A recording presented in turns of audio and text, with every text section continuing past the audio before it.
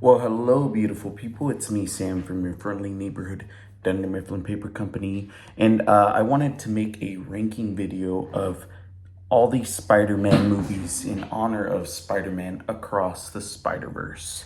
Now, this is just my list, it's just my opinion.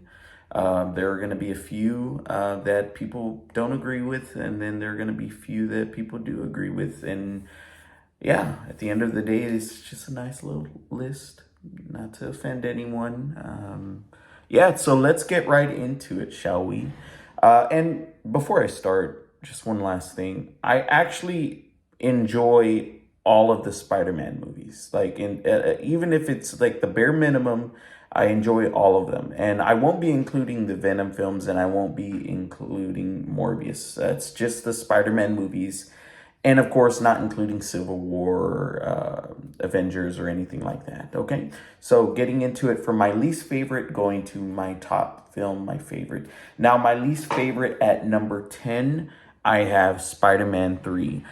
This movie is the definition of a mixed bag. Yeah, there are a lot of great things about this film, but there's just a lot of really bad things, especially with Venom and the whole Topher Grace, and then the whole dancing. Although it's entertaining and it's funny and it's memeable, it's not really a good movie. I mean, even back when I watched it when I was like 12, there were a lot of scenes that I enjoyed, but there was also a lot of scenes that I just, even as a 12-year-old, I knew this is not really a good movie. That being said, I do find this movie to be more of a guilty pleasure. I enjoyed it for what it was, but yeah, not really a good one. My number 9 pick. This one is it's gonna get a lot of people upset. Like, I just know it. And that's Spider-Man Far From Home. I know. When I watched this movie, although I thought it was okay, it was very underwhelming to me. I rewatched it recently and I liked it more than the first time, but there was something about it that it did not have the magic that was a Spider-Man movie. It just didn't feel like Spider-Man, in my opinion. I love Jake Gyllenhaal. I love that whole Mysterio twist. I loved all that, and I loved how it's set up for the No Way Home film. But yeah, I mean, I like it. It's decent. It's a solid film. But yeah, it's one of my least favorites, but still enjoyed it. All right, number 8, Andrew Garfield's The Amazing Spider-Man. Yeah, I enjoyed this. I mean, I think that Emma Stone and Andrew Garfield's chemistry is hands down one of the best on-screen couples, not just in a superhero movie, but of any film. Like, their chemistry is so magnetic.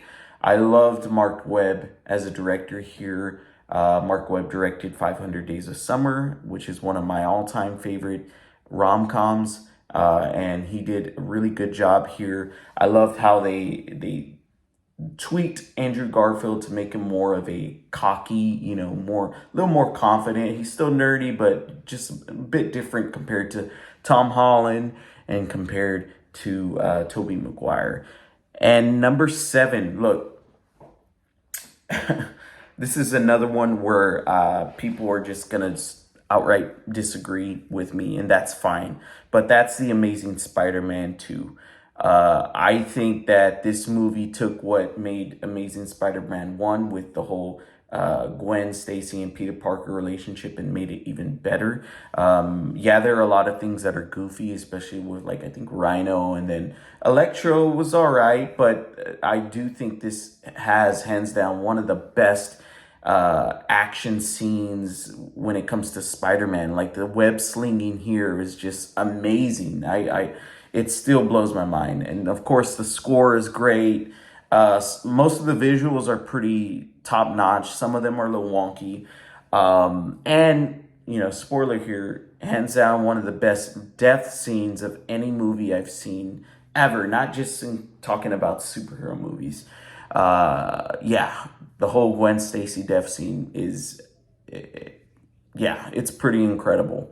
So I enjoyed it, and I have good memories with this. I went to go watch it with some friends, and I remember afterwards we finished it. We went to a friend's house, and we just all, we sat around a campfire and we just talked about the movie, and it was a good time. It's not a great movie, but I enjoyed it a lot. It's a very guilty pleasure for me.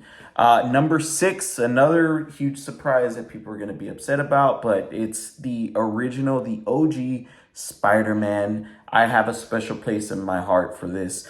Do I think it's a great film? No, but I think it's a very good film. And I think Willem Dafoe was perfect choice. This was the role he was born to play. Um, yeah, and I think it's a lot darker than most people give it credit for. It might even be the darkest, if not the darkest, one of the darkest Spider-Man movies out of all the whole 10. So, yeah, Spider-Man is my number six. At number five, and this is another one that people might disagree with, but I don't care, is Spider-Man Homecoming at number five. I love this movie. I thought it was like the perfect, it felt like a teen John Hughes comedy high school movie. I loved it. I love Tom Holland. He killed it here. Michael Keaton is hands down one of the best villains in the MCU history. You can argue with me in that. He is. There's no doubt about it. I love the whole Vulture twist, the Michael Keaton twist. I loved all that. This movie was firing on all cylinders. I just thought it was a great time at the movies. What more can I say? At number four, which it another one that people are going to be upset about because it's not in my top three, but I promise it was in my top three. But my number four is Spider-Man No Way Home. This movie brought on all the feels, man. It brought back Andrew Garfield. It brought back Tobey Maguire. And it just was, yeah, man. It brought back all the villains, and everyone, had a moment to shine here. They kind of did Electro justice here. They made him a little more serious, but also very funny, very confident. I love Sandman here. The Lizard was a very underwhelming, but Doc Ock and and Green Goblin, Willem Dafoe as Green Goblin, they were both great. Wow. It pains me to not include No Way Home into the top three. But just because it's not in the top three doesn't mean it's not a great movie. It really is a great movie. Number three is a movie that I didn't think would ever show up in my top five, let alone my top three.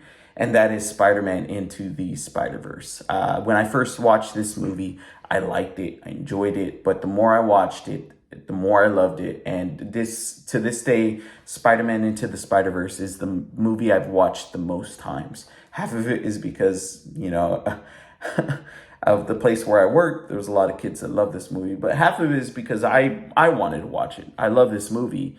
I mean, it is hands down not just a Miles Morales story, but a Peter Parker story. Just a Gwen story. And the animation style, wow. Like it at the time, I just thought, it's cool. But the more I think about it, the more I actually just like observe it and just take it in. It's a masterpiece.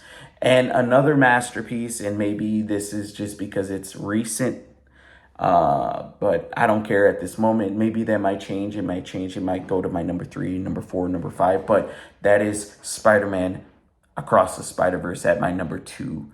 My God, this movie is a masterpiece of its genre, of superhero movies, of animation styles. Like, wow,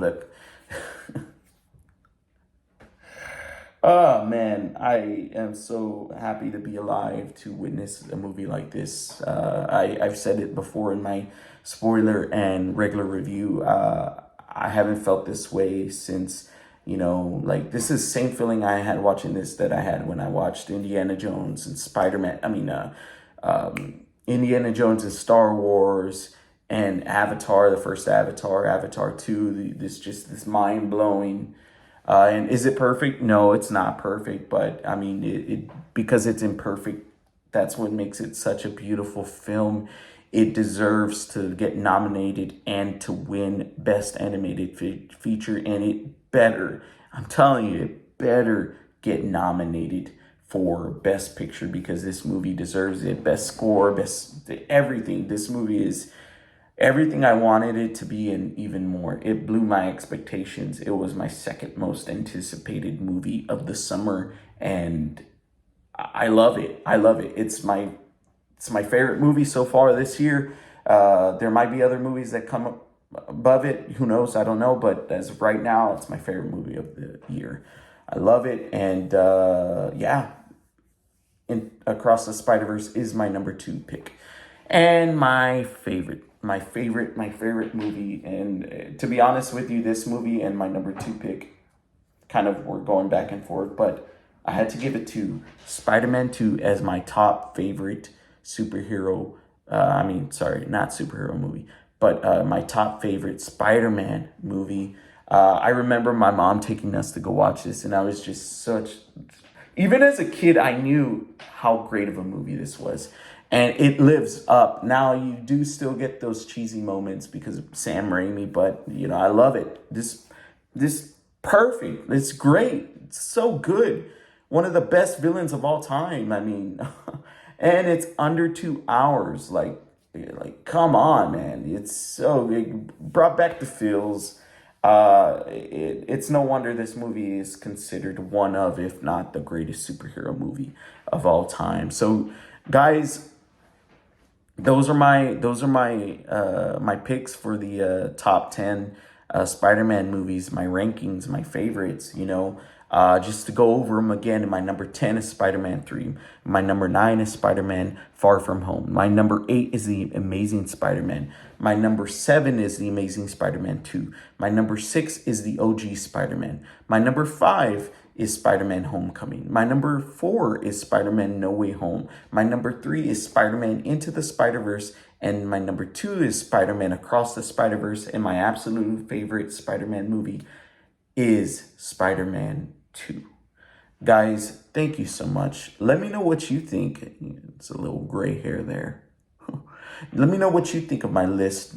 What's your list? What are your favorites? Make sure to give me a comment. Make sure to give me a like. And make sure to give me a subscribe. I really appreciate it. And beautiful people, you guys take care. Be safe out there. It's a crazy world. This universe, we really need a Spider-Man. So why don't you be Spider-Man? Put on the mask. Take care.